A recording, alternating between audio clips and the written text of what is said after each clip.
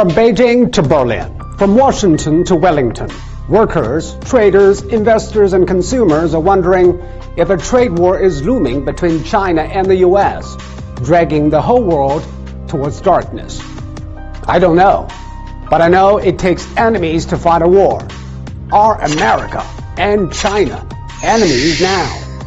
And let us go back 40 years. In the 1970s, when China reconnected with the world, America opened its arms, providing money, technology, and talents to a fragile newcomer. By 2016, the trade surplus in favor of China has jumped from zero to $347 billion US. Big problem. The trade imbalance is really an issue of structure. Both America and China are flawed. In Aesop's fables, there's the story of the blind and the limp. They forge a partnership to help one another. The limp shows the direction, and the blind does most of the walking. The U.S. is the limp, relying on cheap goods and credit from China to maintain the American way of life. And China is the blind, making products and saving money to keep its momentum of growth. The partnership worked well until it didn't. China overmade and America overspent. They both need to adapt. Change is happening, but in different ways. The blind knows he needs to spend more and make fewer but better goods. China has been shifting to consumption and innovation-driven growth. That is why technology and talents are coming to its shores. You can argue whether some practices are helped by the government, but there is no denying technology will go with the flow to the most needed.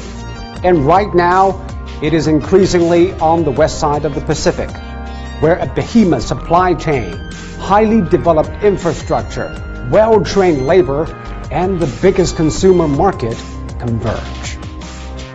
The limp, however, has some trouble adjusting.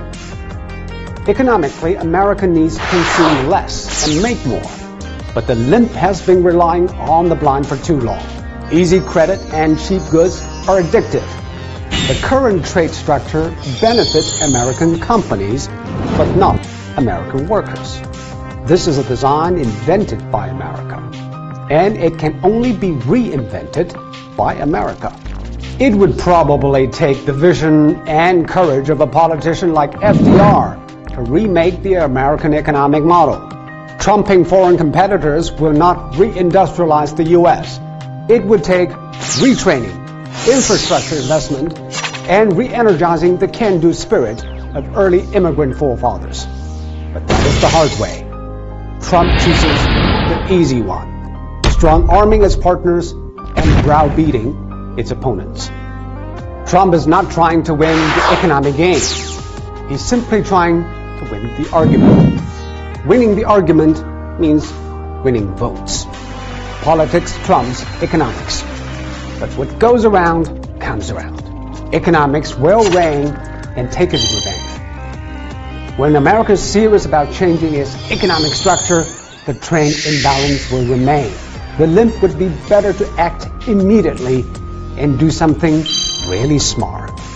But for now, the two flawed persons need to cool down and talk straight. Both are imperfect, and both are hope for nations. China is gaining strength, but needs better vision. America wishes to balance the feed, but must not lose focus. For the foreseeable future, China and the U.S.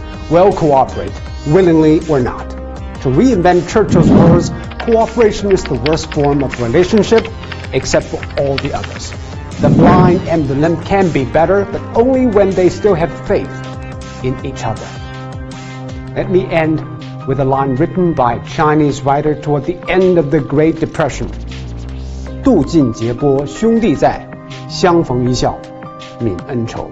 A warm hand is always better than a cold shower.